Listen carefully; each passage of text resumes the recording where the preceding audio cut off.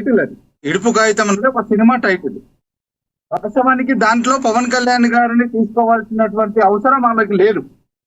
Cinema అర్థం basic గా ఇడుపు కాగితం అని అంటే మరి అందరికన్నా ఎక్కువ ఈ తెలంగాణ రాష్ట్రంలో అందరికన్నా ఎక్కువ బలంగా ఇడుపు కాగితం అనే టైటిల్ కి పేరు తెలిసినటువంటి వ్యక్తి కవిత గారే. ఎందుకనంటే ఏ కాగితం ఒప్పందం ఎక్కడో నీకు ఇడుపు కాగితం రాపించుకొని లిక్కర్ లో క్లీన్ రాణిగా లిక్కర్ రాణి అనే పేరు తీసుకొని క్లీన్ రాణిగా బయటకు వచ్చారన్నది సమాధానం కవిత గారు చెప్పాలి ఫస్ట్ ఆఫ్ ఆల్. ఇకపోతే ఏ వ్యక్తుల గురించి అయితే ఉన్నతమైన వ్యక్తుల గురించి మాట్లాడితే 4 రోజులు మన గురించి ట్రోల్ చేశారు, లేకపోతే దాని ద్వారా మనకు యూట్యూబ్లలో కావచ్చు, లేకపోతే పార్టీ పరంగా కవిత గారి పేరు 10 మంది నోట్ల ఎక్కడైతే మెదులుతాదనే ఒక ఆలోచన విధానంతో ఈ మధ్యన అందరికీ ఒక ట్రెండ్ అయిపోయింది. ప్రతి లో కేటగిరీ వ్యక్తులందరూ కూడా సమాజంలో తిరస్కరించినటువంటి వ్యక్తులు రాజకీయంగానే కావచ్చు, అదేవిధంగా సమాజంలో ఉన్నటువంటి ఉన్నతమైన వ్యక్తులు అని చెప్పుకున్న వ్యక్తులు, సమాజం తిరస్కరించిన వ్యక్తులు కూడా పవన్ కళ్యాణ్ గారి గురించి ఏదైతే వాక్యాలు చేస్తే ఖచ్చితంగా ఒక 4 రోజులు మాకు పూట గడుస్తుంది, 4 రోజులు మాకు వ్యూస్ పెరుగుతాయి, 4 రోజులు మా యూట్యూబ్ ఛానల్లో డబ్బులు వస్తాయనే ఒక కొత్త ట్రెండ్ ఈ మధ్యన మీకు తయారవుతుంది. మీరు కూడా చూస్తూ ఉన్నారు గత 2 నెలల నుంచి కూడా. ప్రతి దాంట్లో కూడా అసలు సంబంధం లేదు. వాస్తవానికి ఇప్పుడు కవిత గారు అక్కడ ఉన్నటువంటి సందర్భం వేరు, ఆమె అక్కడ చెప్పాల్సిన సందర్భం వేరు. దాన్ని పవన్ కళ్యాణ్ గారు అడిగితే బాగా తెలుస్తుంది అనే పదం అనేది అనుకున్నా. నేను ఓపెన్ గా అడుగుతున్నా, ఈరోజు ఏ ఇడుపు కాగితం మధ్యలో ఏ ఒప్పందం పెట్టుకొని ఈరోజు తిహార్ జైలు నుంచి బయటకు వచ్చారు లిక్కర్ రాణి గారు అని చెప్పి మేము అడుగుతా ఉన్నాం. దానికి ఫస్ట్ సమాధానం చెప్పమని చెప్పండి. అంటే లక్ష్మణ్ గారు ఇక్కడ ఇంకొకటి ఉంది. గతంలో ఒక 10 సంవత్సరాల క్రితం ఏదో 1-2 మాటలు అనుకున్న పరిస్థితి, కానీ కేటీఆర్ గారిని కానీ కేసీఆర్ గారిని కానీ లేదంటే పవన్ కళ్యాణ్ వీళ్ళకి కూడా మధ్యలో ఎటువంటి వ్యతిరేకత ఎక్కడా లేదు. రీసెంట్గా కూడా పవన్ కళ్యాణ్ గారు బీఆర్ఎస్ పార్టీ టైంలో కూడా మేము ఇంత బాగా ఎక్కువ విమర్శలు ఎదుర్కోలేదు, ఇంత దారుణంగా మాట్లాడుతున్న పరిస్థితి అవసరం లేదంటూ మాట్లాడారు. అలాంటిది కేటీఆర్ గారి ఉద్దేశంలో కావచ్చు, కేసీఆర్ గారు కావచ్చు, బయటకు వచ్చి బాహటంగా విమర్శిస్తున్న కవిత గారు రాజకీయంగా ఏం సాధిద్దామని అనుకుంటున్నారంటే మీరు ఏం చెప్తారు?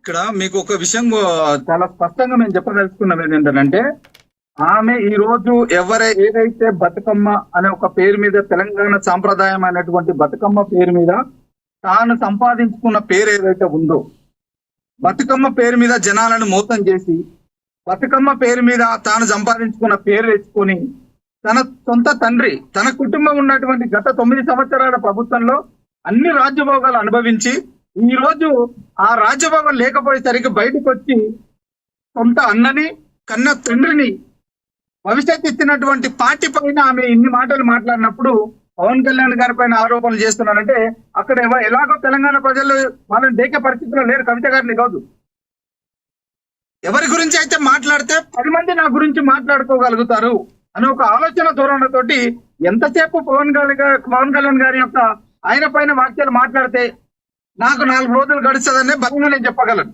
ఎందుకనంటే సొంత గుట్టు అక్కడ తిరస్కరించినప్పుడు బయటకు వచ్చి ఆమె ఏం చేస్తారండి నాకు తెలియకడతాను. ఒక కొత్త పార్టీ పెట్టి టీఆర్ఎస్ అని చెప్పేసి ఈ రోజు టీఆర్ఎస్ అనే పార్టీకి వచ్చి ఆనాడు అక్కడ ప్రజలను మోసం చేసింది.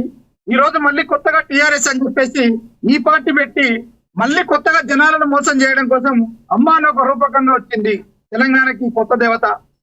ఖచ్చితంగా తెలంగాణ ప్రజలు పూర్తి స్థాయిలో చూస్తూనే ఉన్నారు. మీరే చెప్పారు ఇందాక, పవన్ కళ్యాణ్ గారు ఏ రోజు కూడా గత 9 సంవత్సరాల పాలనలో ఇక్కడ స్పష్టంగా చెప్పుకోవాల్సింది ఏంటంటే చాలా నిజాయితీ గల నాయకుడు పవన్ కళ్యాణ్ గారు.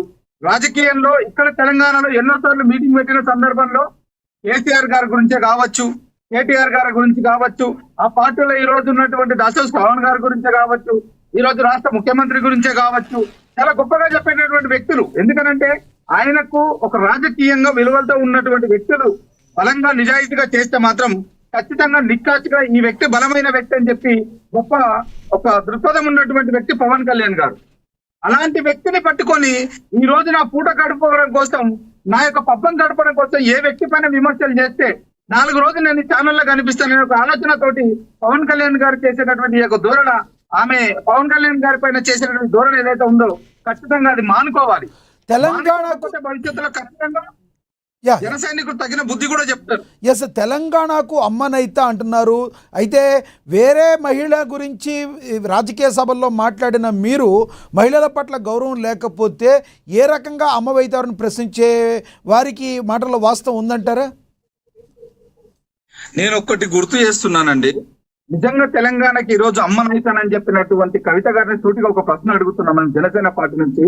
గడిచిన 9-10 ఏళ్ళ మీ యొక్క తండ్రి గారి ప్రభుత్వంలో ఎంతమంది మహిళలకి మీరు కేబినెట్ లో హోదా ఇచ్చారు? ఫస్ట్ అది చెప్పండి. ఆ రోజు మీరు కూడా ఉన్నారు కదా, ఈ తండ్రితో పాటు మీరు కూడా మొత్తం రాజ్యభోగాలన్నీ అనుభవించారు కదా. అదే ప్రభుత్వంలో కీలక మీరు కూడా వ్యవహరించారు కదా. నీకు ప్రభుత్వం నడిచినప్పుడు, ప్రభుత్వం మీ చేతిలో ఉన్నప్పుడు కూడా ఒక మహిళ పట్ల మీరు చూడకుండా ఇదే తెలంగాణ కేబినెట్ లో కనీసం ఎంత మహిళలకు కూడా స్థానం ఇవ్వలేనటువంటి పరిస్థితి ఈ రోజు. ఆమె ఈ రోజు కొత్తగా తెలంగాణ ప్రజలకు వచ్చి నేను అమ్మనైతానని చెప్పేసానంటే, ఇదే ప్రభుత్వంలో ఈ రోజు నిన్నగాక మొన్న కూడా ఖమ్మంలో చనిపోయినటువంటి మహిళ పట్లనే కావచ్చు, చిన్నారులు ఎంతో మంది ఈ రోజు చనిపోతున్నారండి. వాళ్ళందరి గురించి స్పందించేటటువంటి కనీసం మొహం కూడా లేనటువంటి కవిత గారు ఈ రోజు తెలంగాణ ప్రజలకు అమ్మనైతానంటే ఇక్కడ ఎవరు కూడా చూస్తూ ఊరుకునే వాళ్ళు లేరు. రైట్, వాళ్ళు తెలంగాణ ప్రజలు కారు ఖచ్చితంగా. యా రైట్, నేను మళ్ళీ మాట్లాడతా సార్. మీతో అందుబాటులో ఉండండి లక్ష్మణ్ గౌడ్ గారు. ఎస్, మనతోటి బండారు రామ్మోహన్ గారు రాజకీయ విశ్లేషకులు, న్యాయవాది ఉన్నారు. ఆయనతో కూడా మాట్లాడదాం. రామ్మోహన్ గారు నమస్తే సార్. నమస్తే లక్ష్మణ్ గారు. ఎస్ సార్, రామ్మోహన్ గారు, గతంలో పవన్ కళ్యాణ్ కొంతమంది నాయకుల మీద కమెంట్ చేసినప్పుడు, కొంతమంది నాయకులు తెలంగాణ నాయకుల దిష్టి తగులుతుందని మాట్లాడినప్పుడు అందరూ కూడా ఖండించారు. ఆ విషయంలో కవిత గారు మాట్లాడారు. ఈరోజు పవన్ కళ్యాణ్ ఏం మాట్లాడారని మళ్ళీ విడుపు కాగితం అనే సినిమాకిను పవన్ కళ్యాణ్ గారి వ్యక్తిగత జీవితానికి ముడిపెడుతూ కవిత గారు మాట్లాడారని విమర్శలు వస్తున్న వాటిల్లో ఎలా చూస్తారు? మీరేమంటారు ఈ విషయంలో? లక్ష్మణ్ గారు, మీకు యువ మిత్రుడు లక్ష్మణ్ గౌడ్ గారికి అలాగే అమ్మాయి ఎక్స్ప్రెషన్ నమస్కారం. 2 విషయాలు మాట్లాడుకోవాలి. పూర్తిగా కవిత స్టేట్మెంట్ నేను ఖండిస్తున్నాను, సరైనది కాదు. తెలంగాణ భావోద్వేగాన్ని మరొకసారి రెచ్చగొట్టడానికి అయ్య మీద గుండె తండ్రి గుండెల మీద కుంపట్లా కూర్చొని ఆయన కొత్త పార్టీ పెట్టుకున్నారు. పార్టీ పెట్టుకోవడం ఎవరొద్దాను. పవన్ కళ్యాణ్ గారు కూడా ఇక్కడ పోటీ చేస్తే కూడా ఎవరొద్దాను.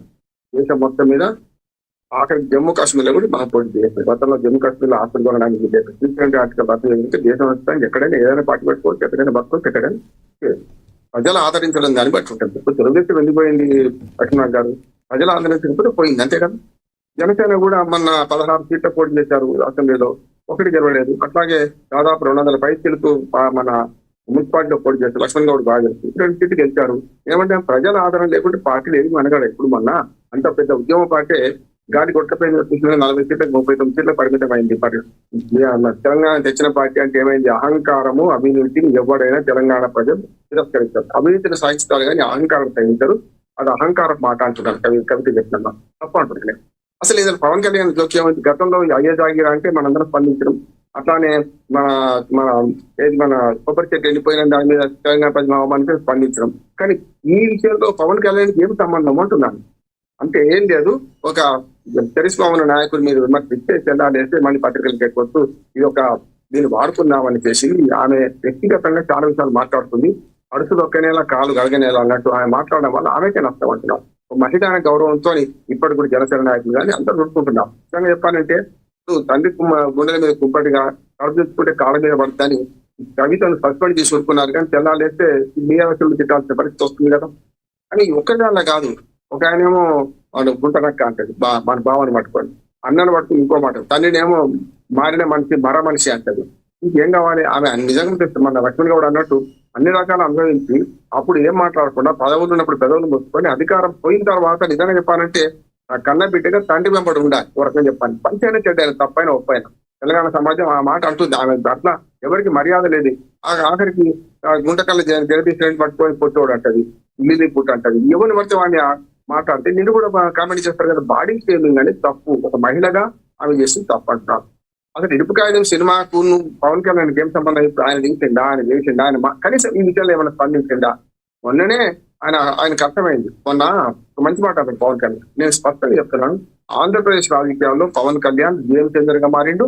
మొన్న తెలుగుదేశానికి కాషాయానికి పట్టుపట్టడానికి ఆయన మధ్యగా ఉండి ఒక ఫెవికాల్ గా అతికించిండు కనుకని వాళ్ళ కూటమి సంస్థ నిలబడ్డారు. దానికి విషయం తెలుసు, జగన్మోహన్ ఓడించాలని ఏం చేయాలని. కానీ ఆంధ్రప్రదేశ్ రాజకీయాల్లో